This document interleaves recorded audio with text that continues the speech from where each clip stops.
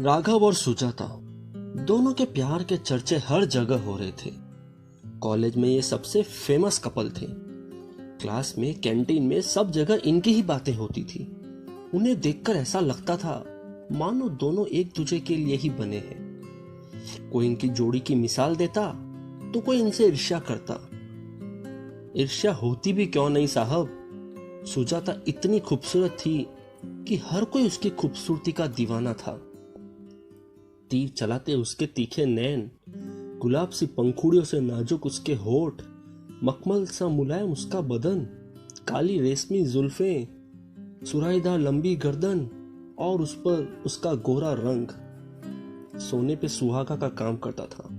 यूं लगता था सच में खुदा ने बड़ी फुर्सत से सुजाता को बनाया है। वहीं दूसरी ओर राघव, जिसका रंग सांवला था लेकिन 6 फुट का हट्टा कट्टा नौजवान था। कॉलेज में कोई भी उससे उलझता नहीं था। उसकी डील डॉल पर तो सुजाता ही नहीं, कॉलेज की सभी लड़कियां फिदा थी। लेकिन वह सुजाता से प्यार करता था। सुजाता की सबसे खास एक सहेली थी जिसका नाम था शीतल। वो उससे हर बात शेयर करती थी। हालांकि शीतल मन ही मन राघव से बेइंतहा मोहब्बत करती थी। उसे ऐसा लगता था कि मानो सुजाता उसके और राघव के बीच का एक कांटा है जिसे अगर वो हटा दे तो राघव उससे शादी करने के लिए राजी हो जाएगा। वह सुजाता को इस बात का कभी एहसास ही नहीं होने देती। एक दिन आखिर उसे ऐसा मौका मिल ही जाता है जिसकी उसे कब से तलाश थी। वह सुजाता को लेकर एक पहाड़ी पर जाती है। वहां का दृश्य बड़ा ही मनोरम था।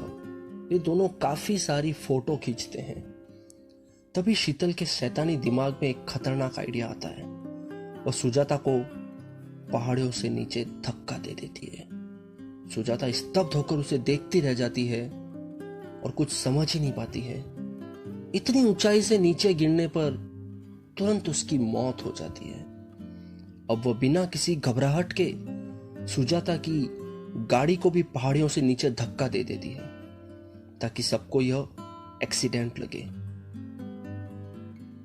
वह खुद को भी थोड़ा घायल कर देती है और तुरंत राघव के घर पे चली जाती है। राघव शीतल को ऐसी हालत में देखता है तो चौंक जाता है। वो उससे पूछता है कि आखिर ये क्या हो गया। तो वो कहती है कि वह एक खूनी है। उसने सुजाता की जान ले ली है। उसे जीने का कोई हक नहीं है। उसे मर जाना चाहिए। और इतना कहकर वह राघव के किचन में चली जाती है और वहां पड़े हुए धारदार चाकू से अपने हाथ की नस काटने की कोशिश करती है। राघव उससे चाकू छीनने की पूरी कोशिश करता है लेकिन वह जोर जोर से चिल्लाने लगती है, मैं खूनी हूं, मुझे जीने का कोई हक नहीं, मुझे मर जाने दो। राघव उससे जैसे तैसे चाकू छीनने की पूरी कोशिश करता है लेकिन वह चाकू उसे दे ही नहीं रही होती है।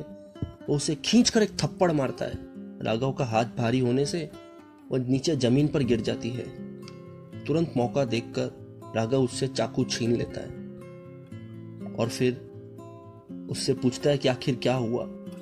वो पहले तो राघव के गले लग जाती है और टाइट हग करती है उसे। आखिर इसी का तो उसे इंतजार था। राघव समझ ही नहीं पाता है आखिर शीतल ऐसा क्यों कर रही है। वह उससे खुद को अलग करने की कोशिश करता है तो वो उसे और टाइट पकड़ लेती है। राघव पूछता है कि आखिर पूरी बात बताए, क्या हुआ है। तो शीतल कहती है कि वो और सुजाता एक पहाड़ी पर गए थे। वहां बहुत अच्छा दृश्य देखा तो वहां से वे लोग अलग अलग फोटोज ले रहे थे और फोटो लेते समय सुजाता गाड़ी पर खड़ी होकर सेल्फी लेने की कोशिश कर रही थी। तभी उसका बैलेंस बिगड़ गया और वह गाड़ी के साथ नीचे जा गिरी। उसे समझ में नहीं आता ये अचानक क्या हो गया, ये क्या कह रही है। वो बोलता है ऐसा कैसे हो गया। तो वो कहती है इसीलिए मैं खुद को इसका कसूरवार मानती हूं क्योंकि मेरी वजह से ही हुआ। वो फिर से कुछ समझ नहीं पाता है। उससे कहता है कि तुम पहेलियां मत बुझाओ, मुझे साफ साफ बताओ आखिर क्या हुआ है। तो वो कहती, मैंने ही उसे फोन करके वहां पर बुलाया था और मेरी वजह से वो वहां पे आई, इसलिए मेरी वजह से उसकी जान गई है। राघव, मैं उसकी खूनी हूँ, मैं ही उसकी कातिल हूँ, मुझे मार दो, मुझे जीने का कोई हक नहीं है, मुझे मार दो, मुझे मार दो। और इतना कहकर वो फिर से उसके हाथ से चाकू छीन लेती है और अपनी नस काटने की कोशिश करती है।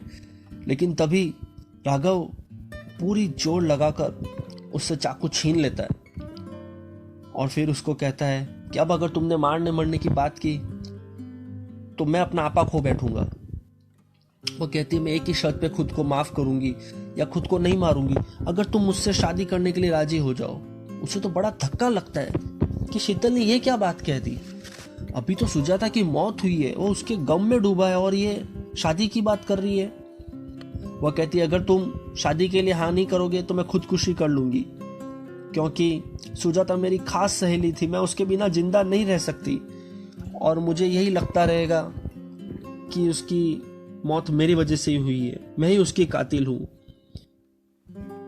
राघव कुछ समझ नहीं पाता है कि आखिर वो क्या करे, लेकिन उससे ज्यादा सोचने का मौका ही नहीं देती है और फिर से उसे धमकी देती है कि अगर तुम मुझसे शादी नहीं करोगे तो मैं खुदकुशी कर लूंगी।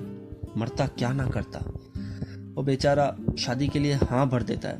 उसे लगता है अभी तो उसे वो मना लेगा और बाद में कैसे भी करके उसे समझा बुझा देगा, लेकिन शीतल इतने में कहाँ मानने वाली थी। वह उसी चाकू से अपनी थोड़ी सी उंगली काटकर खून निकालती है और कहती है, राघव मेरी मांग भर दो ताकि हम पति पत्नी बन जाएं। और ऐसा ही होता है, वह उसकी मांग भर देता है और दोनों पति पत्नी के बंधन में बन जाते हैं। पुलिस इस केस की छानबीन करती है, लेकिन पुख्ता सबूत नहीं जुटा पाने की वजह से यह केस क्लोज हो जाता है और सच में ये एक एक्सीडेंट बनकर रह जाता है।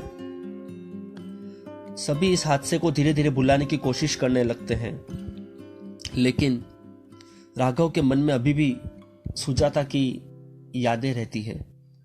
वो यही सोचता है एक दिन कि आखिर उनके प्रेम कहानी को किसकी नजर लग गई, आखिर यह घटना उसके साथ क्यों हुई। लेकिन तभी शीतल हाथ में कॉफी मग लेते आती है और उसे कॉफी थमाते हुए कहती है, राघव अब सुजाता को भूल जाओ, अब तुम मेरे पति हो। और दोनों इस तरह खुशी खुशी अपना दाम्पत्य जीवन जीने लगते हैं। बहुत बहुत शुक्रिया दोस्तों। जय हिंद, जय भारत। अगर आप लोग को मेरी ये कहानी पसंद आई तो प्लीज़ शेयर कीजिएगा